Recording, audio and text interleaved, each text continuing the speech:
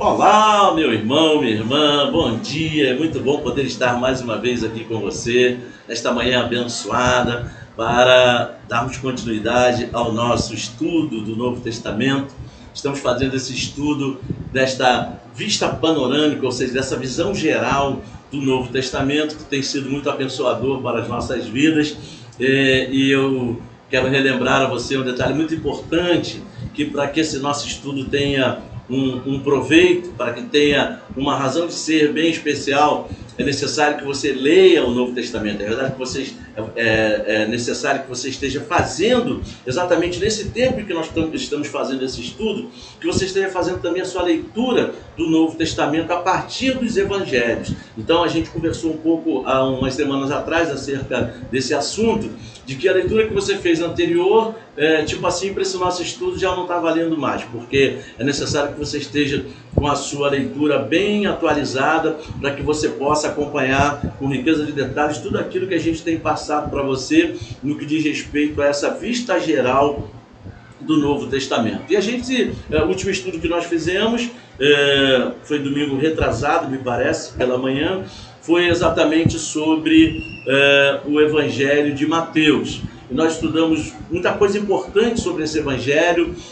A gente, inclusive, se prendeu um pouco naquela questão das coisas que Jesus falou no Evangelho de Mateus, das coisas que ele disse, e que abrange exatamente aquela questão do Sermão da Montanha, que está contida ali nos capítulos 5, 6 e 7 do Evangelho de Mateus, que trata exatamente dessa questão da regra do bom viver, ou seja, das regras para a vida diária dos cidadãos do Reino de Deus, que exatamente somos nós. Então, é como se esses 3 capítulos importantíssimos do Evangelho de Mateus, tanto quanto os outros, mas esses chamam mais atenção exatamente por serem a constituição dos cidadãos do reino dos céus, ou seja, onde está escrito a maneira que nós devemos nos portar com relação à vida, com relação às outras pessoas, com relação à nossa própria vida e principalmente com relação a Deus. Então é ali que Deus coloca, e Mateus registra, o que Deus requer de nós como cidadãos do reino dos céus, como novas criaturas que somos em Cristo Jesus. E aí, terminamos ali o Evangelho de Mateus. E hoje nós vamos falar um pouquinho, vamos dar assim uma vista geral acerca do Evangelho de Marcos, dando continuidade então ao nosso estudo. Que você possa estar ligadinho aí no seu equipamento principal, que é a Bíblia aí do seu lado, para que a gente possa então avançar nesse estudo, dessa vez à distância. O último encontro que nós tivemos para tratar desse assunto foi presencial, mas a partir de hoje, pelo menos até segunda ordem, nós vamos ter esses encontros aí virtuais, ok? Então vamos lá, vamos falar um pouquinho sobre esse Evangelho segundo Marcos, como ele é conhecido, Evangelho segundo Marcos. Então, meus queridos irmãos, quero que você preste atenção no seguinte, Marcos é o Evangelho da ação, ou seja, ele mostra Jesus trabalhando o tempo todo no seu Evangelho. É como se Marcos quisesse dizer o seguinte, olha pessoal, o que Jesus fez prova quem ele é.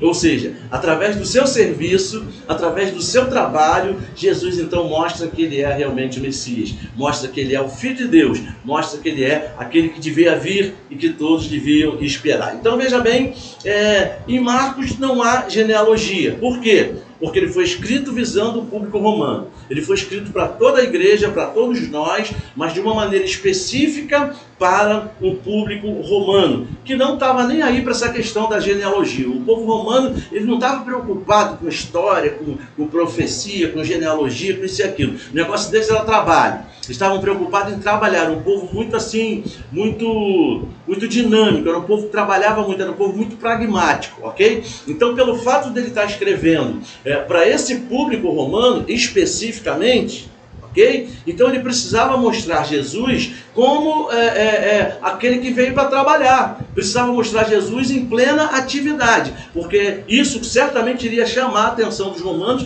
iria prender a atenção do público romano, exatamente para conhecer a Jesus através do Evangelho de Marcos. Então perceba que Marcos já começa a sua narrativa, a narrativa do seu evangelho, mostrando Jesus sendo batizado no Rio Jordão, e logo em seguida, logo depois que ele mostra Jesus sendo batizado no Rio Jordão, ele começa então a relatar os milagres de Jesus, ou seja, a ação, Jesus em plena atividade.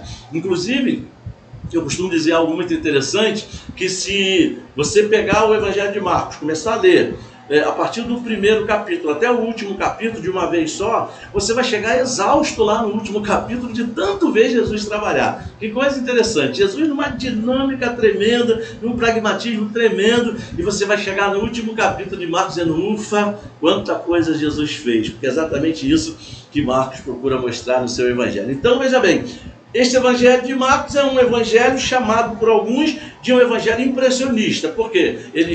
Marcos procura impressionar as pessoas, o público romano que lê esse evangelho. Então, porque em breves, e também um detalhe importante, que em breves pinceladas, Marcos consegue concentrar em um capítulo o que Mateus leva 8 capítulos para narrar. Ok? Marcos consegue mostrar isso num capítulo só. Mateus, no seu evangelho, que é um evangelho um pouco mais extenso, ele leva 8 capítulos para narrar o que Marcos mostra aqui em um capítulo. E então, em outros 9 capítulos, Marcos aborda o que custou a Mateus mais 18 capítulos. Ou seja, o que Marcos mostra logo em seguida, depois do capítulo 1, em 9 capítulos, Marcos levou mais 18 capítulos para mostrar. Então, veja bem.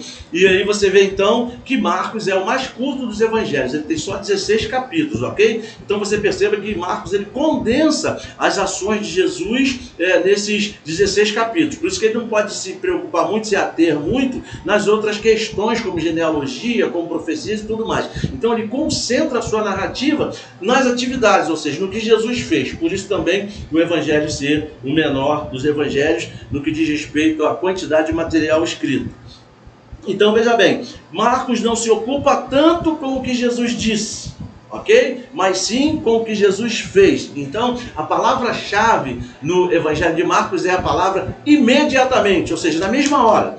Imediatamente Jesus veio, imediatamente Jesus saiu, imediatamente Jesus foi, imediatamente Jesus voltou, imediatamente Jesus fez, imediatamente Jesus aconteceu. Então é uma coisa bem corrida, uma coisa bem dinâmica. E também no evangelho de Marcos, Jesus surpreende a todos de uma maneira toda especial por causa da sua doutrina, ou seja, por causa dos ensinamentos dele. Não sei se você se lembra que sempre que Jesus chegava em algum lugar e uma multidão se aglomerava em redor dele, Jesus logo fazia uma coisa que ele muito gostava de fazer. Isso foi muito legal também, porque no evangelho de Marcos isso chamou muita atenção das pessoas, porque Jesus chegava no meio da multidão e ele logo mandava arrumar a multidão, organizar a multidão, e logo depois Jesus sentava. Quando naquele tempo um rabino sentava, um mestre sentava, isso significava dizer que ele ia ensinar. Então, quando Jesus se sentava, todo mundo já sabia, o mestre vai ensinar. Então, todo mundo tratava de se ajeitar e começar a ouvir os ensinamentos de Jesus. E Marcos também mostra isso de uma maneira tão especial, a ponto das pessoas se impressionarem com os ensinamentos de Jesus. Também os seus milagres e a sua fama. Então, também no Evangelho de Marcos se espalha rapidamente. Ou seja, Marcos mostra, através dos seus milagres, os milagres de Jesus, que a fama de Jesus também rapidamente se espalha por todas aquelas regiões. Ou seja, mais uma vez aí, a ação sendo demonstrada no Evangelho de Marcos. Jesus agindo rapidamente também, consequentemente, por causa dessa dinâmica de Jesus, a sua fama também corre de uma maneira muito rápida, ok? No Evangelho de Marcos. Então, a maioria dos capítulos do Evangelho de Marcos começa com a conjunção e, ok? Dando então o quê? Uma sequência rápida, ou seja, uma dinâmica maior às narrativas, tipo, e Jesus ia, e Jesus fazia, e Jesus voltava, e imediatamente Jesus, você entende? Então essa conjunçãozinha dá uma acelerada nas ações, nas atividades, e por isso ela traz então uma dinâmica maior para tudo que Marcos narra acerca do que Jesus fazia no seu evangelho. Então veja bem que também nesse evangelho de Marcos, Jesus é apresentado como um servo, ok? No Evangelho de Lucas, ele é apresentado como filho do homem, no Evangelho de Mateus como filho de Deus, e aqui no Evangelho de Marcos ele é apresentado como servo, ok? Então, sem que com essa apresentação serviçal, ele perca a sua dignidade ou então a sua majestade. E o fato de Marcos apresentar Jesus como servo do seu evangelho, e Jesus ter se colocado nessa condição, inclusive nessa condição de humildade, isso não tirou em nada o brio de Jesus, não tirou em nada a dignidade e a majestade de Jesus. Eu quero ver com você aqui no evangelho de Marcos, no capítulo 10, no versículo 42, essa apresentação de Jesus como servo. Diz assim, Marcos 10, no versículo 42. Mas Jesus, chamando todos para junto de si, disse: vocês sabem que os que são considerados governadores dos povos os dominam, e que os seus maiorais exercem autoridade sobre eles. Mas entre vocês não é assim, pelo contrário. Quem quiser tornar-se grande entre vocês, que se coloque a serviço dos outros. Interessante isso. E no versículo 44 ele diz: e quem quiser ser o primeiro entre vocês, que seja servo de todos. Então veja bem, Jesus mostrando aqui essa condição de quem quiser se tornar grande, né? Ele diz que quem quiser se tornar grande, então, que sirva aos outros, que se coloque a serviço dos outros. Ele também coloca outra questão: quem quiser ser o primeiro entre vocês, que seja servo de todos. Então Jesus, ele ensina e ele dá o exemplo. É onde ele diz aqui no versículo 45: pois o próprio Filho do Homem não veio para ser servido, mas para servir e dar a sua vida em resgate por muitos. Veja que coisa interessante. Então ele diz: pois eu, que tinha o direito de ser servido, não vim para ser servido. Olha aí, como se Jesus estivesse dizendo: eu que teria todo o direito de exigir ser servido por vocês, exigir ser servido não só por vocês, mas por todos, eu que teria todo esse direito, mas eu não vim para isso, eu não vim para ser servido, eu vim para fazer exatamente o oposto disso. Eu vim para servir e dar a minha vida em resgate por muitos. Ou seja, Jesus então apresenta um tipo de serviço diferente do que eles estavam acostumados a ver e diferente do que nós estamos acostumados a ver. Jesus mostra um tipo de serviço extremo.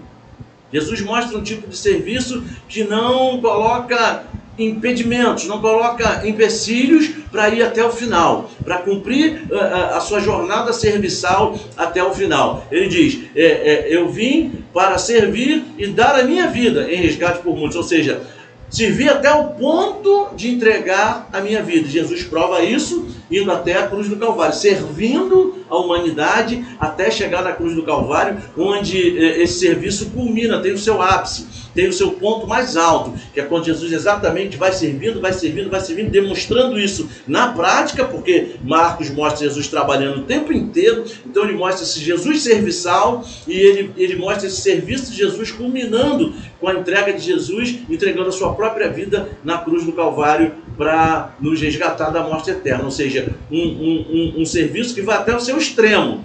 E você perceba que quão maravilhoso é esse tipo de serviço que Jesus demonstra. E lá no original grego, na língua que foi escrita esse evangelho, no original essa palavra servir está escrito diaconia, diaconia, ou seja, de onde deriva a palavra diácono. Então Jesus dizendo: eu não vim para ser servido, eu não vim para ser diaconado, eu vim para servir, ou seja, eu vim para diaconar, eu vim para trabalhar, a ponto de dar a minha vida, ou seja, um trabalho extremo, um trabalho sem limite, um trabalho que custe o que custar, eu vou executar. Então que exemplo maravilhoso para nós. E muitas vezes a gente, como servos de Deus, a gente coloca tantos impedimentos, tantas barreiras. Muitas vezes algo se apresenta para a gente fazer da parte de Deus na obra dele, e a gente recua, e a gente começa a colocar as nossas questões em primeiro lugar, as nossas questões da nossa própria vida em primeiro lugar, os nossos interesses próprios em primeiro lugar, e não foi isso que Jesus fez. Jesus em momento nenhum colocou os seus interesses próprios em primeiro lugar, ok? Então você perceba que o tipo de diaconia ou o tipo de serviço que Jesus executou era um tipo de serviço que envolvia abnegação, era um trabalho, um serviço abnegado, um servir abnegado. O servir abnegado envolve mais ou menos isso aqui, a pessoa abrir mão dos seus interesses próprios, abrir mão da sua própria vida em benefício de outras pessoas. A abnegação tem esse sentido de abrir mão de si mesmo. E Jesus mostrou esse tipo de serviço. Jesus levava tão a sério esse tipo de serviço, que certa vez ele disse, aquele que quiser vir após mim, negue-se a si mesmo e depois vem e me segue. Então, ele estava falando de quê? Abnegação, serviço abnegado. Estava dizendo, aquele que quiser vir após mim para me servir, ele tem que abnegar, ele tem que abrir mão de coisas. E, normalmente, essa abnegação, esse abrir mão, envolve coisas que, humanamente falando, são coisas importantes para a nossa vida. Então, Jesus está falando, esse serviço é um serviço sacrificial. Tanto que Jesus foi para a cruz no sacrifício último e perfeito, não é verdade? Então, existe sacrifício. E muitas vezes a gente quer, por incrível que pareça, muitas vezes a gente quer fazer a obra de Deus, mas não quer abrir mão de nada. Muitas vezes a gente quer fazer a obra de Deus, mas a gente não está disposto a encarar os sacrifícios que advêm do nosso envolvimento nessa obra. Muitas vezes a gente tem até boa intenção. A gente está até com o coração aberto para a obra, para servirmos a Deus, servirmos a Jesus. A gente muitas vezes está até com essa boa vontade, esse desejo no coração de servir. Mas aí a gente, quando chega na hora de abnegar, quando chega na hora de abrir mão das coisas da nossa própria vida ou dos nossos próprios interesses, a gente acaba então voltando atrás. A gente acaba tirando a mão do arado e voltando atrás. E Jesus mostra no seu tipo de serviço, no seu tipo de diaconia, como está narrado aqui no Evangelho de Marcos, que essa diaconia, esse serviço, ele tem que ser sacrificial, ele tem que ir até o fim. E cá para nós, o sacrifício para nós hoje é bem mais leve. Hoje, o nosso serviço para Jesus, a nossa diaconia para Jesus, não precisa ir ao extremo da gente entregar a nossa própria vida, não precisa ir ao extremo da gente morrer na cruz do Calvário, porque isso ele já fez. O que Deus requer de nós, no nosso tempo hoje, é a continuidade dessa diaconia, porque a parte maior, a parte principal, Jesus já fez, que foi servir ao ponto de entregar a sua vida em resgate por muitos, ou seja, em favor de muitos. Isso inclui a mim e inclui a você. Então você perceba que a continuidade da diaconia de Jesus é a parte mais leve, é a parte mais fácil. Basta a gente abrir mão de uma coisa ou outra, basta a gente muitas vezes negar os nossos interesses e vamos trabalhando, vamos fazendo a obra de uma forma dinâmica, como Jesus fazia, não é verdade? Mas a gente precisa continuar essa obra, porque tudo que Jesus fez, ele não fez para que houvesse um hiato, ou seja, um espaço entre o que ele fez e o final de todas as coisas. Não, ele fez para que tudo tivesse uma solução de continuidade até aquele grande dia onde ele mesmo viria buscar a sua igreja.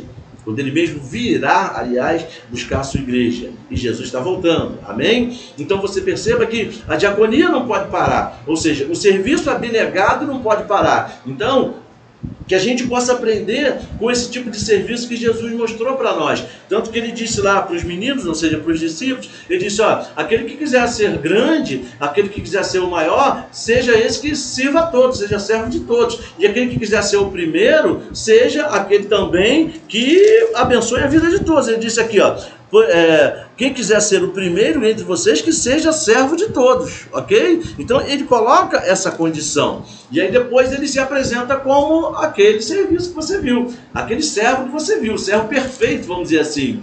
Pois o próprio Filho do Homem não veio para ser servido, mas para servir e entregar a sua vida em favor de muitos. E aqui também nesse Evangelho, as mãos de Jesus estão sempre trabalhando. Veja que coisa interessante. Marcos fala muito dessa questão de Jesus impor as mãos ali, impor as mãos aqui, impôs as mãos sobre o cego, impôs as mãos sobre o outro e impôs as mãos ali. Ou seja, Jesus o tempo inteiro trabalhando, mostrando que a sua mão de poder não parava de abençoar. Amém? E interessante que todo mundo que Jesus colocava a mão, Jesus abençoava. Não sei se você se lembra que Jesus tocou lá no esquife do filho da viúva de Naim. Você lembra?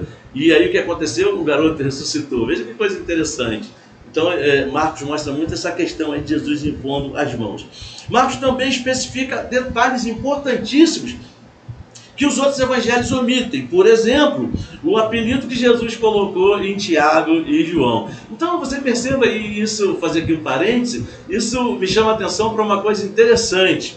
Muitas vezes a gente vê assim a Jesus como aquela figura carrancuda, não, vamos trabalhar, vamos fazer acontecer, meu nome é trabalho, vamos fazer acontecer, não quero brincadeira não. Não era nada disso. Jesus era 100% homem. E por ser 100% homem, ele era um homem normal, ele era uma pessoa normal como qualquer outra pessoa. Tipo, Jesus brincava, Jesus se divertia, Jesus tinha seu círculo social, ia nas festas, tanto que o primeiro milagre que Jesus fez foi numa festa de casamento em Caná da Galileia. Ou seja, Jesus tinha uma vida como um ser humano normal. Então Jesus, interessante que naquele grupo mais restrito de discípulos, que eram exatamente os 12, Jesus pega 2 daqueles que eram aqueles mais explosivos, vamos dizer assim, os mais apimentados, aliás eram 3, Pedro, Tiago e João, mas em Tiago e João, porque eram irmãos, Jesus coloca o apelido neles de filhos do trovão, ou seja, irmãos Boanerges. Veja que coisa interessante, Jesus tendo seu momento também de descontração.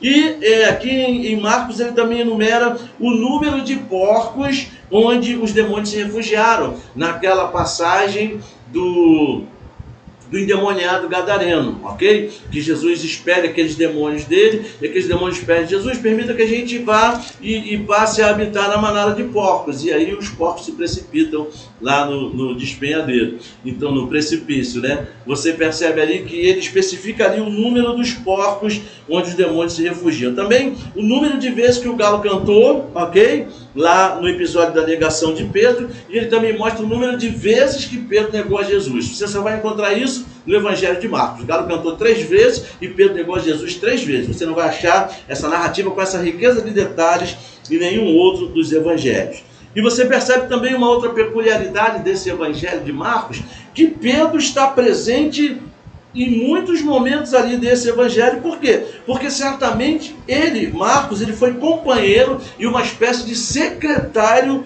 de Pedro. Ele era uma espécie de secretário pessoal de Pedro. Então, o seu evangelho é o relato daquilo que Pedro contou para ele, ok? Porque, veja bem, Pedro foi testemunha ocular do ministério de Jesus.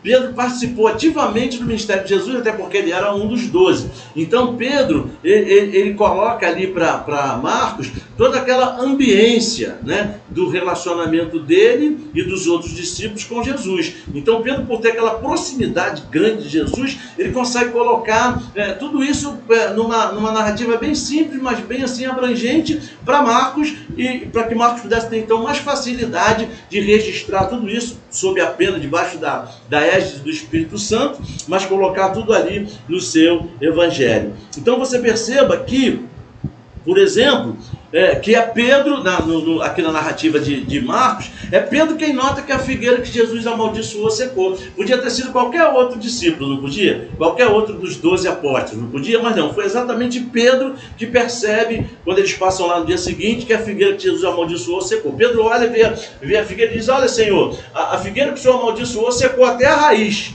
Quer dizer, foi Pedro que viu esse episódio, viu primeiro essa cena. Então, você pode perceber também que episódios que exaltam a Pedro nos outros evangelhos, ele não coloca aqui. Eles são omitidos no evangelho de Marcos. Por exemplo, você não vê aqui no evangelho de Marcos, você não vai encontrar em nenhum lugar nenhuma menção de Pedro andando sobre as águas. Você não vai ver aqui, porque, vamos dizer assim, poderíamos entender como uma maneira de exaltar a si mesmo. Se Pedro chegou: bota aí, Marcos, bota aí que eu andei sobre as águas, bota aí que eu andei 50 metros por sobre as águas. Lá depois de 50 metros foi que eu olhei para o vento, que eu olhei para a força do mar e comecei a afundar. Mas eu andei, hein? Eu experimentei a glória, eu experimentei o milagre. Não, você não vê nada disso ali. Você não vê nada disso nessa narrativa, pelo fato exatamente de Marcos estar escrevendo debaixo daquilo que Pedro estava passando para ele, debaixo do que o Pedro contava para ele como testemunho ocular de tudo que aconteceu. Então Pedro procura omitir essas coisas para não se autoexaltar, ok? E isso é muito interessante, isso é até uma questão legal, porque é uma questão de humildade. Então, nem é citado também como Pedro sendo a primeira pessoa a ver Jesus ressuscitado. Aqui você não vê isso, lá nos outros evangelhos você vai ver que quando as irmãs, a Maria foi lá, onde eles estavam reunidos, lá no cenáculo, e disse que o túmulo estava vazio, então correu João e correu Pedro, e Pedro passou à frente de João, chegou lá primeiro e foi o primeiro a ver que o túmulo estava vazio, e depois também foi um dos primeiros a ver Jesus ressuscitado. Isso também não é mencionado aqui. Mas, no entanto, você percebe aqui o quê? Que a negação de Pedro com relação a Jesus é contada aqui com mais detalhes. Isso ele não omite. Por quê? porque é vamos dizer assim, uma questão até legal de Marcos mostrar o lado negativo de Jesus, de Pedro, o lado que fracassou, o lado que falhou. Que Pedro antes, não sei se você se lembra, que ele disse: olha, Jesus, mesmo que seja preciso morrer pelo Senhor, ainda assim eu nunca abandonarei o Senhor. No entanto, logo lá na frente ele fracassa, porque 3 vezes ele nega que conhecia a Jesus. Então perceba que a riqueza de detalhes de Marcos nos dá então a visão de uma testemunha ocular dos fatos, que quem estava falando para ele, quem estava narrando para ele, foi alguém que viu, foi alguém que participou, foi alguém que presenciou de tudo aquilo que aconteceu. Então isso nos leva a crer, e leva também os estudiosos a crerem que foi exatamente Pedro que narrou para João, ou seja, tudo para Marcos, tudo que Marcos escreveu no seu evangelho, debaixo da pena do Espírito Santo, é claro, mas o Espírito Santo usando Pedro para narrar tudo que aconteceu para Marcos. Então, Marcos é citado na Bíblia pela primeira vez em Atos 12, no versículo 12, eu vou ler aqui para você, lá em Atos dos Apóstolos, você ouve falar pela primeira vez nesse Marcos 12, no versículo 12, diz assim, ó, vou ler aqui para você, Marcos 12, Atos 12, no versículo 12, diz assim: ao se dar conta disso, Pedro resolveu ir à casa de Maria, mãe de João, também chamado Marcos, onde muitas pessoas estavam congregadas e ali oravam. Então essa aqui é a primeira aparição na Bíblia, o primeiro relato da Bíblia que fala exatamente sobre esse Marcos, que escreveu o Evangelho de Marcos. Na época aqui tinha o codinome de João Marcos. Então ele era também sobrinho de Barnabé e participou da primeira viagem missionária de Paulo. Veja que coisa tremenda. Mas infelizmente ele desistiu quando a missão missionária de Paulo chegou a perto. Também está aqui em Atos, no capítulo 13, no versículo 13, que diz assim, olha, Atos 13, 13 diz assim: e navegando de Pafos, Paulo e seus companheiros viajaram a Perge da Panfilha. João, porém, deixando-os, voltou para Jerusalém. Quem era esse João? O João Marcos, do qual nós falamos que era exatamente o Marcos, o evangelista. Okay? Lá na frente,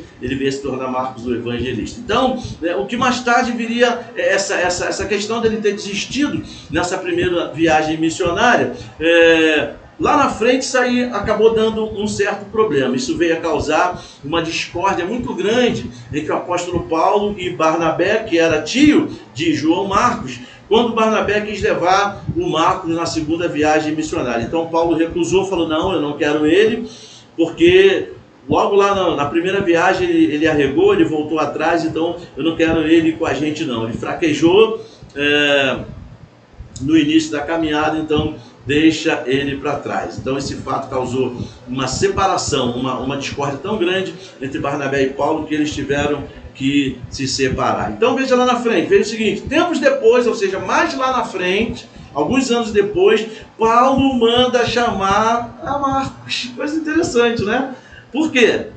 Porque ele estava agora precisando de Marcos, ele sabia que Marcos agora seria útil. Então veja bem, aquele que fraquejou lá na primeira viagem missionária de Paulo, voltou atrás, agora Paulo está mandando chamar ele. Por quê? Porque veja bem, depois que ele fraquejou naquela primeira viagem, que ele desistiu e voltou para a sua terra natal, voltou para a sua casa, João Marcos ele não se acomodou. Ele procurou crescer e amadurecer, e isso se tornou notório, ou seja, todas as pessoas ficaram sabendo do crescimento espiritual e do amadurecimento de João Marcos, a ponto de lá na frente agora, Paulo então mandar chamar o próprio Marcos, aquele que antes fraquejou, mas que depois se tornou fiel durante os anos que se passaram. E veja então que diz em 2 Timóteo 4, no capítulo 11, Paulo voltando atrás, depois de muitos anos, e chamando João Marcos de volta, porque agora ele era útil para o trabalho de Paulo. Veja bem, deixa eu achar aqui para você, segunda carta de Paulo a Timóteo, no capítulo de número 4, deixa eu achar aqui, 2 Timóteo 4, lá no versículo 11, diz assim, ó: somente Lucas está comigo, encontre Marcos, que é o Marcos do Evangelho, e traga-o junto com você, pois me é útil para o ministério. Veja que coisa interessante. Aquele que antes desistiu do trabalho missionário, desistiu da viagem missionária, gerou uma discussão grande entre Paulo e Barnabé. Paulo e Barnabé chegaram a ponto de se separar, mas aí João Marcos vai ter falado: eu não sirvo para nada mesmo, eu não sirvo para a obra de Deus, eu vou me acomodar aqui no meu canto. Foi isso que ele fez? Não, ele se envolveu mais com as coisas de Deus, procurou conhecer mais as coisas do Senhor, cresceu na graça e no conhecimento do Senhor, e lá na frente se tornou uma pessoa útil para o ministério. O próprio Paulo, que antes o recusou, agora manda chamar ele de volta, porque agora ele ia ser muito importante para o trabalho de Paulo. Então, perceba uma coisa, tudo isso então mostra o quê? Revela pra gente o quê? Uma identificação entre Marcos e Pedro, não é verdade? Por quê? Todos dois falharam no início da caminhada. Pedro, quando nega Jesus 3 vezes, e João Marcos, quando volta na primeira viagem missionária de Paulo. E logo lá na frente, todos os dois foram restaurados, tanto Pedro quanto João Marcos. Jesus então restaura os dois, e os dois passam a ser úteis novamente para a obra de Deus. Além disso, Pedro chama Marcos de filho. Veja aqui na primeira carta de Pedro, no capítulo 5, isso corrobora ainda mais essa questão de que Marcos era uma espécie de secretário de Pedro. Veja bem, aqui em 1 Pedro capítulo 5, no versículo 13, diz assim: aquela que se encontra na Babilônia, também eleita, manda saudações. E o mesmo faz o meu filho Marcos. Olha que coisa linda. Quem é esse Marcos a quem ele se refere? Que filho Marcos é esse? João Marcos, o filho de Pedro na fé. Ok? Filho em que sentido? Filho na fé. O que nos mostra uma relação de discipulado entre os dois. Ou seja, Marcos, na verdade, era discípulo de Pedro. Ok? Então ele usa toda a experiência de Pedro, toda a vivência que Pedro teve com Jesus, como testemunho ocular do ministério de Jesus, e ele então usa Pedro para escrever o seu evangelho. É claro, tudo isso debaixo da orientação do Espírito Santo, assistidos ali pelo Espírito Santo. Ele então consegue, pela inspiração divina, registrar toda a experiência de Pedro no seu evangelho. Que coisa linda, que coisa tremenda. Veja como Deus é poderoso para nos restaurar. Muitas vezes a gente se envolve nas coisas de Deus e a gente acha que fracassou em alguma coisa e que a gente nunca mais vai ser útil para a obra de Deus, mas o Senhor é poderoso para restaurar qualquer pessoa e colocar novamente numa posição de utilidade para que sirva novamente ao reino de Deus. E claro, com mais experiência, com mais maturidade, e o que vai nos levar a servir melhor ao Senhor. O que vai nos levar, quem sabe, devido ao tempo decorrido e devido ao tempo de maturação, quem sabe isso vai nos levar a servir de uma maneira abnegada, a servir de uma maneira plena, que é exatamente isso que o Senhor espera de nós. Que fique então para a gente o próprio exemplo de Jesus, que disse: o próprio Filho do Homem não veio para ser servido, mas para servir e dar a sua vida em resgate por mundo. Que essa dinâmica do trabalho de Jesus no Evangelho de Marcos possa servir de exemplo para nós. Que a gente possa ter esse dinamismo dentro do nosso coração, ou pelo menos o desejo de exercer o nosso trabalho para o reino de Deus com essa dinâmica que Jesus nos mostra através do Evangelho de Marcos. E assim a gente não só vamos fazer um serviço melhor para o Senhor, como também vamos certamente contagiar outras pessoas com essa nossa dinâmica, assim como o Evangelho de Marcos contagia quando as pessoas leem esse Evangelho. Então, que a gente possa seguir mais esse exemplo de Jesus, de servir a Deus com dinamismo, servir a Deus com fervor, servir a Deus de uma forma abnegada, abrindo mão das coisas que não são tão importantes assim e que muitas vezes a gente dá um grau muito grande de importância. E quando a gente coloca outras coisas num patamar muito elevado, a gente acaba com isso diminuindo a importância da obra do Senhor na nossa vida. Então a Bíblia diz: buscar em primeiro lugar o reino de Deus e a sua justiça, e todas as outras coisas vos serão acrescentadas. E seguindo principalmente o exemplo de Jesus, aquele que quiser ser grande, seja esse que sirva a todos. Aquele que quiser ser o primeiro, que se coloque a serviço de todos. Amém? E fica então aí esse estudo do seu coração. Foi muito bom poder estar aqui com você mais uma vez. Eu quero fazer uma oração com você, agradecer a Deus por esse nosso estudo dessa manhã, e semana que vem a gente está aí para estudar então o Evangelho de Lucas. Amém? Vamos orar então. Meu Deus, em nome de Jesus, eu quero te agradecer por esse momento especial em que nós pudemos estudar, meu Deus, mais uma vez as coisas do teu reino, em especial o Evangelho de Marcos. Meu Deus, que maravilha, que bênção para as nossas vidas é esse exemplo de dinamismo que o Senhor deixa para nós nesse evangelho tão maravilhoso. Então, meu Deus, muito obrigado, que esse ensinamento possa achar lugar em nossos corações, para que nós possamos, meu Deus, ao lê-lo, entendê-lo melhor, recebermos mais revelação do Teu Espírito Santo de Deus, que Tu possas nos revelar ainda mais coisas acerca desse evangelho, e que os nossos irmãos, os meus irmãos, Senhor, possam ler e reler várias vezes esse evangelho, e que essa revelação possa se firmar cada dia mais na vida deles, possa se tornar essa verdade revelada, que na verdade ela é no coração de cada um deles, e que eles possam pautar o seu serviço exatamente nessa revelação dinâmica do Teu Espírito Santo, trazendo para nós através do estudo desse evangelho tão especial. Muito obrigado, meu Deus, eu te louvo e te agradeço, em nome de Jesus. Amém, graças a Deus, louvado seja o nome do Senhor. Foi muito bom poder estar aqui com você mais uma vez nesse estudo. O conselho do pastor é que você leia a sua Bíblia, em especial os evangelhos, que é exatamente nele que nós estamos trabalhando nesse período do ano, que você possa ler os evangelhos para que a gente possa interagir mais na nossa igreja quando as coisas voltarem ao normal, e assim juntos crescermos a cada dia mais em entendimento, em graça e no conhecimento do Senhor. Um beijo no teu coração e até domingo que vem, se assim o Senhor nos permitir. Tchau, tchau.